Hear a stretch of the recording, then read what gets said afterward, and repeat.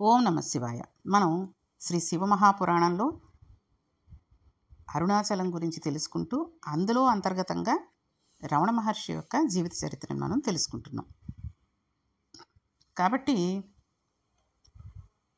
అక్కడ అలగమ్మ సుందరయ్యర్ గారికి 3వ సంతానంగా భగవాన్ రమణులు పుట్టారని, ఆయనకి వెంకటరమణన్ అనే పేరు పెట్టారని తెలుసుకున్నాం. ఈయన చిన్నతనంలో ఏకసంతాగ్రాహి.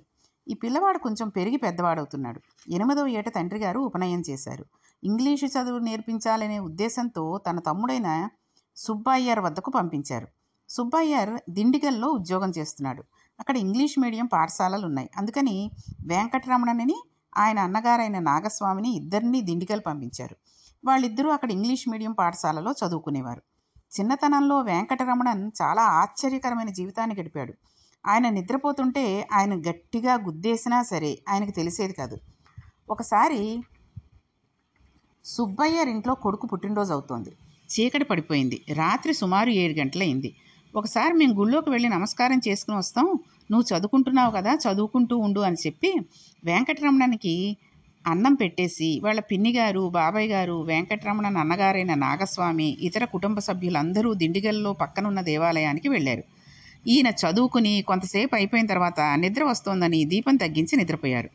వాళ్ళు దేవాలయంలో దర్శనం చేసుకుని తిరిగి వచ్చారు. తలుపులు కొట్టారు, పెద్ద పెద్ద చప్పుళ్ళు చేశారు, అందరూ కలిసి అరిచారు, కేకలేశారు. ఊరంతా పోగడిపోయింది. ఈయన మాత్రం నిద్రలేవలేదు. లోపల ఉన్న పిల్లవాడికి ఏదో ప్రమాదం జరిగిందని ఆలోచించి అన్నగారైన నాగస్వామి గోడ దూకి లోపలికి వెళ్ళాడు. బయట నుంచి తాళం తీసే స్థితిలో ఉన్న తాళం కప్పాది అదృష్టవశాత్తు ఊళ్ళో ఉన్న ఎవరి తాళం చెవో సరిపోయింది. తాళం తీసి అందరూ లోపలికి వెళ్ళారు. చిత్రం ఏమిటంటే నిద్రపోతున్న వెంకటరమణని ఇంతమంది కలిసి గుద్దేశారు, ఇంతమంది కలిసి పొడిచారు, పైకి ఒక్కి తొక్కేశారు. ఆయన లేవలేదు. ఆ తర్వాత ఎప్పుడో లేచారు. లేచి ఏమిటి మీరు ఇంతమంది ఉన్నారు ఇంట్లో అని అడిగాడు. అప్పుడు వాళ్ళు ఎలా తిడతారండి, ఎంతలా ఉండి ఎంత భయపడిపోయారు వాళ్ళు కదండి. ఇదే నిద్ర అసలు ఇంత మొద్దు నిద్ర ఏమిట్రా అని గట్టిగా అడిగారు. ఆయన మంచి క్రీడా ప్రావీణ్యం ఉన్నవారు. చిన్నతనంలో ఆటలాడుకునే రోజుల్లో అందరూ ఆయన చేతుల్లో ఓడిపోయేవారు. ఈ ఓడిపోయిన వారు ఆయన మీద కక్ష తీర్చుకోవాలనుకున్నారు. ఆయన నిద్రపోతున్నప్పుడు లేపి 2 భుజాల కింద చేతులు వేసి నడిపించి తీసుకుపోయేవారు. అలా తీసుకువెళ్ళి వైగై నది ఒడ్డున పడుకోబెట్టి నిద్దట్లోనే ఆయనను కావలసినంత కుమ్మేసేవారు.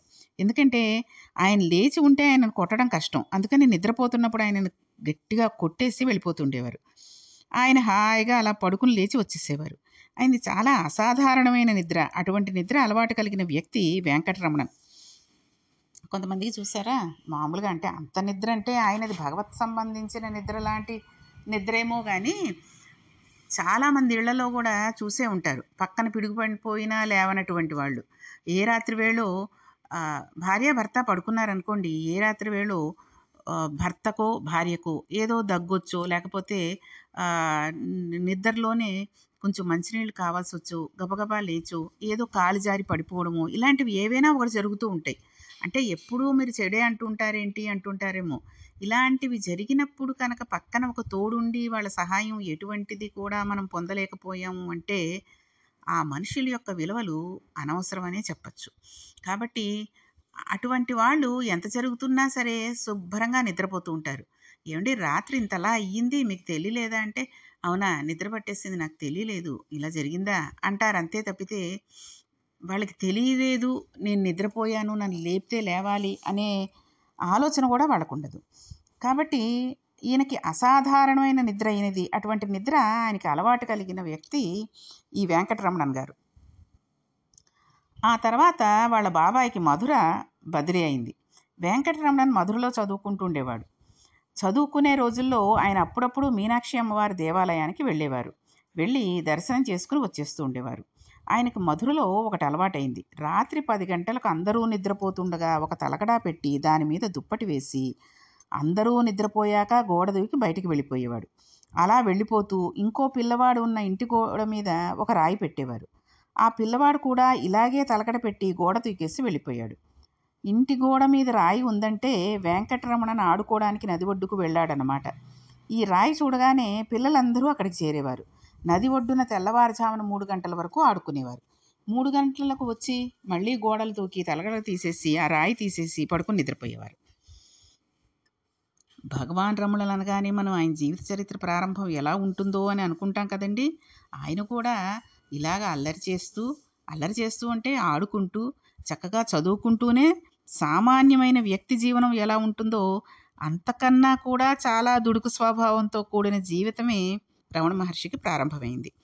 ఆయనతో కలిసి ఆడుకుంటున్న వాళ్ళలో రంగాచారి అని ఒక ఆయన ఉండేవాడు. ఆయన ఒకానొకప్పుడు రమణులు మహాజ్ఞాని అయిపోయిన తర్వాత వెళ్ళి సాష్టాంగ నమస్కారం చేసి, నీవు ఆ రోజున వెళ్ళిపోతూ ఎందుకు చెప్పలేదు అని అడిగాడు.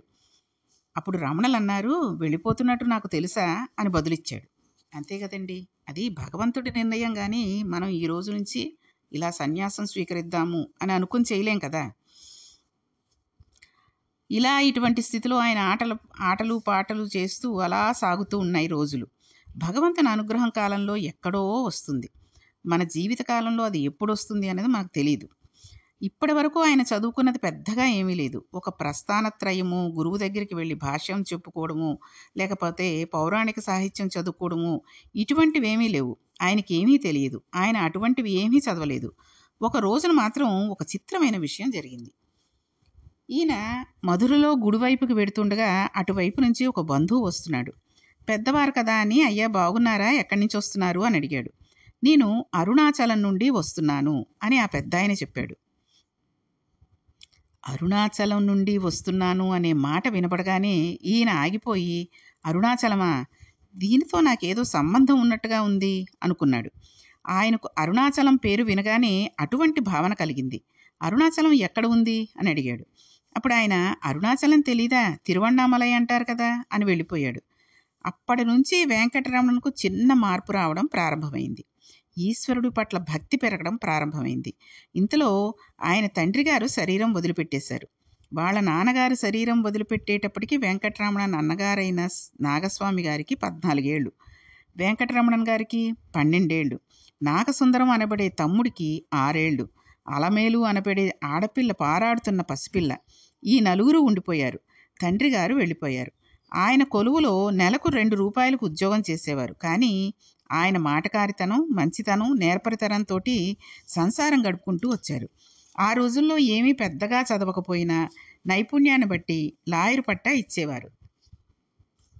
ఈ విధంగా లాయరు పట్టా పుచ్చుకుని ఆ రోజుల్లో కోర్టుల్లో కేసులు వాదించి మహా ఐశ్వర్యవంతుడై చాలా డబ్బు సంపాదించి తిరుచులో ఈశాన్యం వైపు ఒక స్థలం కొని ఊరికి శ్మశానంగా బహుకరించాడు.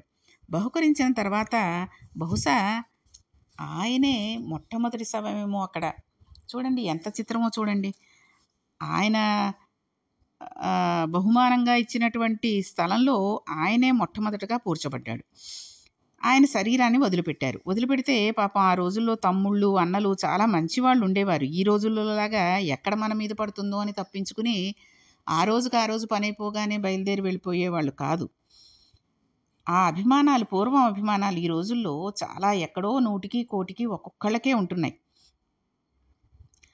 ఆ రోజుల్లో కాబట్టి అక్కడ మంచివాళ్ళు ఉండేవారేమో.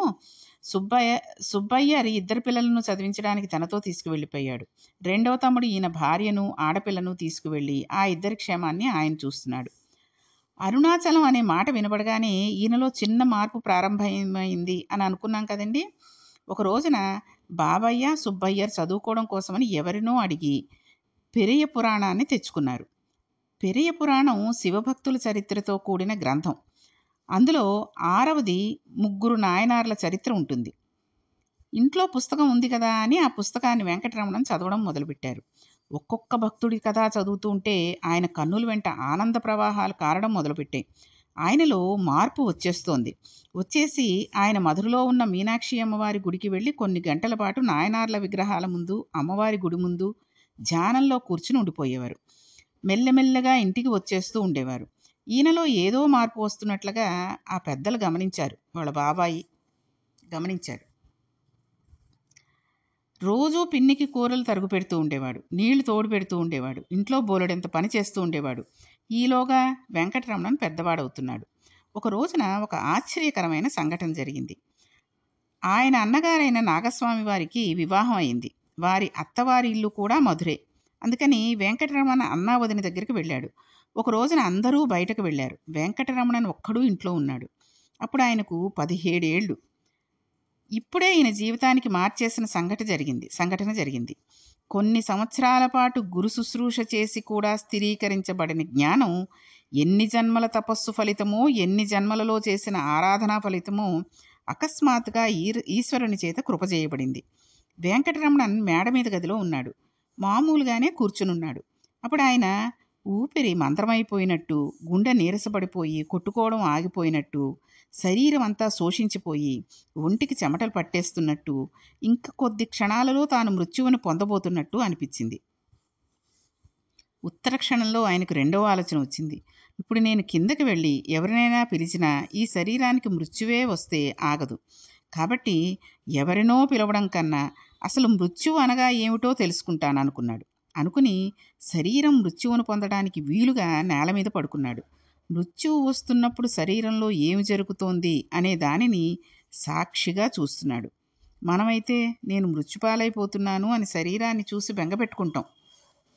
ఆయన మృత్యుపాలవుతున్న శరీరం నేను అన్న అహంస్ఫురణతో సాక్షిగా చూడడం మొదలుపెట్టాడు. మొట్టమొదటిగా పాదాల దగ్గర నుండి కాళ్ళన్నీ బిగిసిపోవడం మొదలుపెట్టాయి. బిగిసిపోయి పెదవులు బాగా నొక్కుకుపోయి, కన్నులు మూతలు పడిపోయి, శ్వాస ఆగిపోయి, ఒళ్ళంతా బిగదీసుకుపోయినట్లుగా అయిపోయి, శరీరం అంతా పనిచేయడం మానేసి ఒక కొయ్య అయిపోయి పడిపోయింది. మృత్యువును చూస్తాననుకున్న రమణ మహర్షి సాక్షిగా తానుండగా పడిపోయిన శరీర దర్శనం అయ్యింది. ఓహో, ఇప్పుడు మృత్యువు శరీరానికి ఉన్నది. ఇది పడిపోయింది. ఇది కొయ్యబారిపోయింది. ఇప్పుడు 10 మంది ఇంట్లోకి వస్తారు. వెంకటరమణన్ మరణించారు అంటాడు అని ఈ శరీరాన్ని శ్మశానానికి తీసుకువెడతారు. దీనిని కాల్చి బూడిద చేసేస్తారు. కానీ ఏది సాక్షిగా చూస్తోందో అది కాలదు, అది తడవదు. అదేంటండి? ఆత్మ. అది ముక్కలు కూడా చేయబడదు. ఆత్మ సాక్షి. దీనికి మృత్యువు లేదు. కాబట్టి యథార్థ స్వరూపం నేను ఆత్మ. ఇది నా చేత ధరింపబడిన దేహం. కాబట్టి ఇది నేను కాదు. ఆయనకు స్పష్టంగా అర్థమైంది. ఉత్తర క్షణం ఆ శరీరంలో కదలిక వచ్చింది. ఆయన మళ్ళీ లేచి కూర్చున్నాడు. లేచి కూర్చున్నాడే కానీ శరీరం నుండి విడిపడిపోయినప్పుడు ఏ సుఖాన్ని పొందాడో, సాక్షిగా ఉన్నప్పుడు ఏ ఆనందాన్ని పొందాడో ఆ ఆనందం కోసమని వెంపర్లాట మొదలైంది. అంటే శరీరం మీద ప్రేమ పోయి ఆత్మగా ఎంత ఆనందాన్ని పొందాడో అంత ఆనందం కావాలనుకుంటున్నాడు.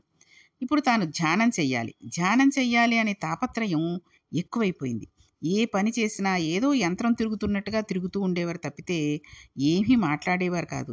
అవకాశం దొరికితే కూర్చుండిపోయి అంతర్ముఖులైపోయి తాను సాక్షిగా ఉంటూ అన్నీ చూసేస్తూ ఉండేవారు. ఇది అలవాటు పడిపోయింది. మెల్లిమెల్లిగా ఈయన మీద దాడి ప్రారంభమైంది. చదువు సంచలు మానేశాడు. పుస్తకం పట్టుకోవడం మానేశాడు. పూర్వంలా ఉత్సాహం లేదు. ఆటలు లేవు, పాటలు లేవు. ఎప్పుడూ ఏకాకిలా కూర్చుంటాడు. పిల్లాళ్ళంటే అసలు ఎలా ఉండాలండి? పిల్లలంటే చదువుకోవాలి. 17 సంవత్సరాల పిల్లలంటే ఎంత హుషారుగా ఉండాలి అసలు. ప్రపంచంలో ఆ వయసులో ఎక్కడ లేని ఉత్సాహంతో ఉండాలి. అతను చదువుకోవాలి కానీ అంతర్ముఖుడు అయిపోతున్నట్లుగా కూర్చోవడం ఏమిటి అని ఇంట్లో వాళ్ళందరూ దూషిస్తూ ఉండేవారు. ఇలాంటి వాళ్ళకి ఇళ్ళు వాకిళ్ళు ఎందుకు, ఎక్కడికో పోయి ముక్కు మూసుకుని తపస్సు చేసుకోవాలి, అరణ్యానికి పోవాలి అని అంటూ ఉండేవాడు. ఆయన అన్నిటినీ సహిస్తూ ఉండేవారు. ధ్యానం మాత్రం మానేవాడు కాదు. ఒక రోజున అన్నగారు మేడ మీద తిరుగుతున్నాడు. ఈయన ఒక పుస్తకం తీసుకుని ఎదురుగుండా కూర్చుని చదువుదామని పుస్తకం విప్పి చూశాడు. అక్షరాలు కనబడుతున్నాయి కానీ శరీరంలో మంటలు వస్తున్నాయి. ఆయన వెంటనే పద్మాసనం వేసుకుని ధ్యానం చేసుకోవడం మొదలుపెట్టాడు. దీనిని అన్నగారు గమనించాడు. నేను ఇంతకు పూర్వమే నీకు చెప్పి ఉన్నాను. ఇంత చెప్పినా కూడా నీలో ఏ మార్పు కనబడటం లేదు. ఇలా చేసేవాడికి ఇల్లెందుకు అని అడిగాడు. అంతే, ఒక మార్పుకు ఏది కారణం అవుతుందో మనం చెప్పలేం.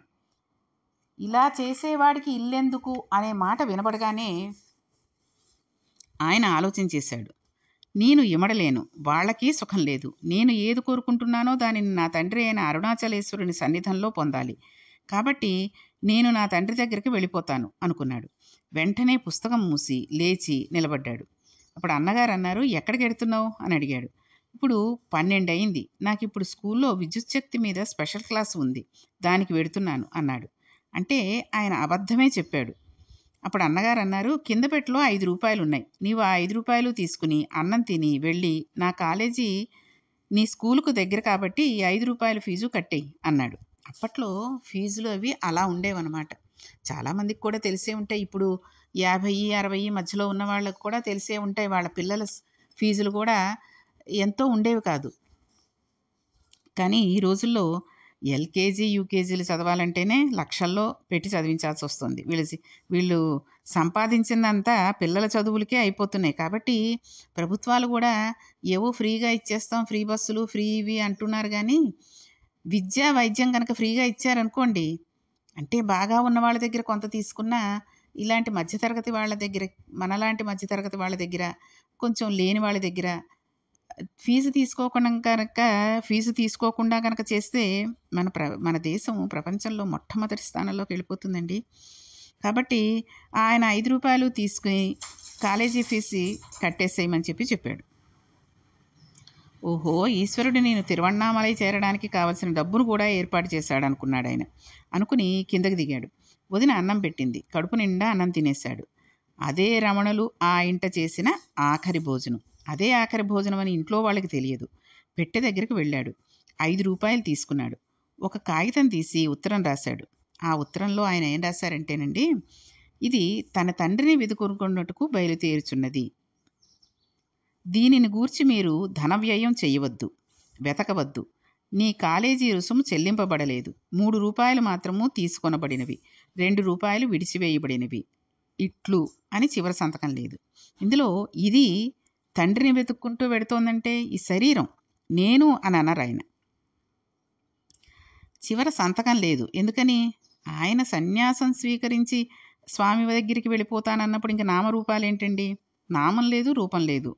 ఆత్మ సర్వగతం. దానికి పేరే ఉంటుంది. అందుకని ఆయన పేరు రాయలేదు. ఇది అంటే శరీరం. ఇక్కడ శరీరం వెడుతోంది. శరీరం అరుణాచలం చేరుతోంది. శరీరము నేను కాదు, నేను సాక్షిని. అందుకని నేనన్నమాట ఆయన ఆ లేఖలో వాడలేదు. ఇది మనం గమనించవలసింది. కాబట్టి ఆయన ఆ ఉత్తరం రాసి ఆ రూ. 3 పట్టుకుని ఇంట్లో వాళ్ళకి తెలిసేటట్టుగా ఆ ఉత్తరాన్ని పెట్టి ఎలా వెళ్ళారు, అరుణాచలం ఎలా చేరుకున్నారు అనే విషయాన్ని మనం రేపటి తెలుసుకుందాం. ఓం నమః పార్వతీపతియే హర హర మహాదేవ శంభో శంకర.